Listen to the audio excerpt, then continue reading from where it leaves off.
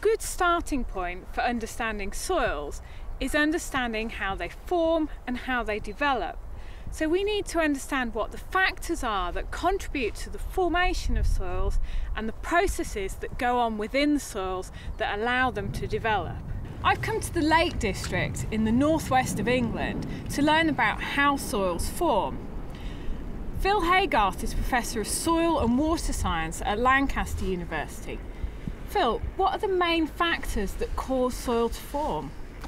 Well, when I teach soil formation, there is a really simple formula which we can use to describe that. That formula was derived from a very famous forerunner of soil science called Hans Jenny. And Hans Jenny described soil formation in terms of a very simple formula. And that simple formula, I tell all my students, is CLORPed. And that's a very simple way of remembering it, CLORPed.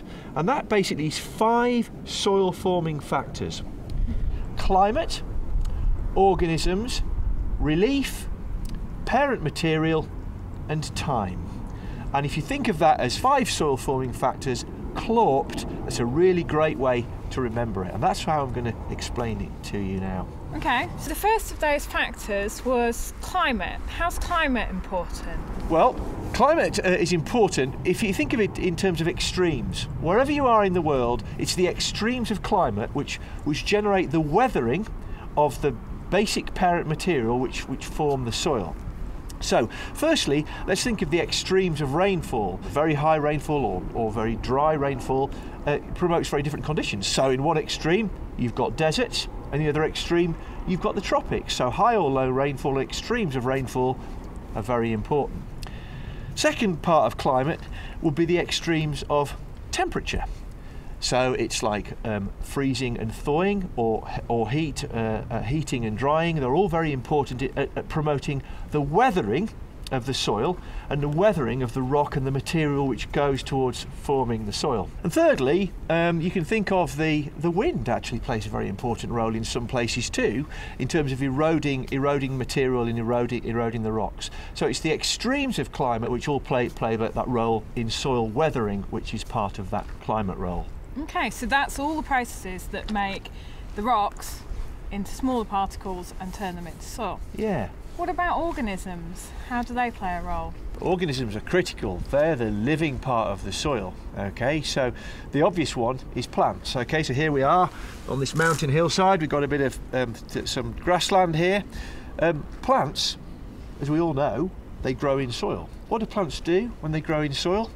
They put roots down, and when those roots penetrate into the soil, they help the weathering process. They help break the soil up, and they also move nutrients and chemicals around into the soil. That's plants. What about animals? Yeah, animals also.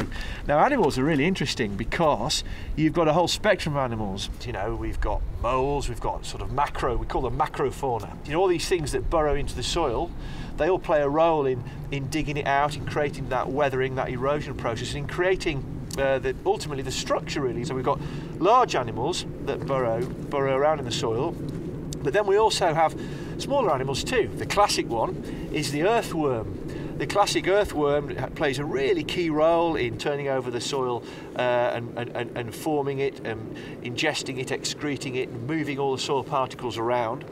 But then also we go to much finer scale organisms, small bacteria, small fungi, really microscopic creatures, and they play a huge role in turning over all the biological activity in the soil. So soil organisms, from a range of sizes, both plants and animals, absolutely critical to soil formation. So climate, organisms, relief, that's next. What do you mean by relief? Yeah, relief's an interesting one. Well, the other word that people often use for relief is topography. It's the actual shape of the landscape. And here we are in this beautiful mountain landscape. You know, we don't get a better example of extremes of topography or extremes of relief. The shape of the landscape, be it on a steep hill like we have down here, yeah, or a mountain top or a valley bottom, are all critical to playing a role for how the soil is formed.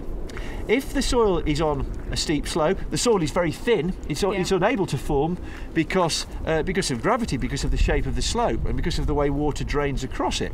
Well, we're on a steep slope at the moment. Let's see if that works.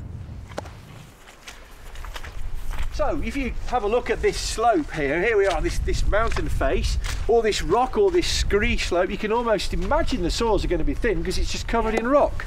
Okay, well let's test your theory. And well, straight away I'm hitting rock, so I've got just a few centimetres of soil, so yeah, very shallow.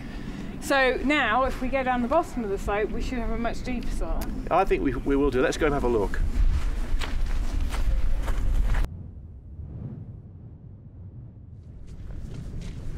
Here we are, we've come down from the hillside and we're now in the valley bottom. I would wager that this is going to be a much deeper soil here in the valley bottom, so let's see if I'm right. Oh yeah, definitely a deep soil there. Yeah, so the spade's gone really deeply in and there seems to be lots more there because we're in the valley bottom now. Now we're still in a mountain environment of course, and I would wager if we went on down into the valley beyond, right down into the agricultural area, we'd get even much deeper soils. But the point is, relief topography makes a real difference on soil formation. So, next on the list, after relief, is parent material. And that's the rocks that the soil forms from, isn't it? Absolutely. Think of parent material as the core ingredients of the soil.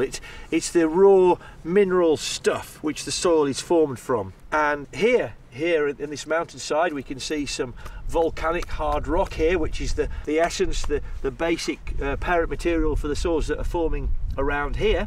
And that's, if you like, the classic really is soil is formed from rock. But also I want to emphasise that parent material can take different types of forms which might not be as obvious. Parent materials can also be formed from glacial deposits, from glacial tills or glacial outwash material which can form as a result of past glacials. So parent material in some circumstances could be boulder clay or amalgam of different composite materials.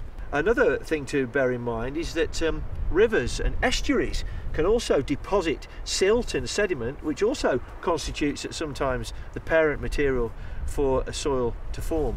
There'll be other contrasting rock types that will lead to very different conditions. So if you take, for example, a limestone is very calcareous, it has completely different chemical properties, and that really has a very different effect on the soils that are formed in calcareous conditions to soils on these types of rocks in these environments, which will be probably more acid. So it has effects on the chemistry as well. So our final soil forming factor is time. How long does it take for a soil to form?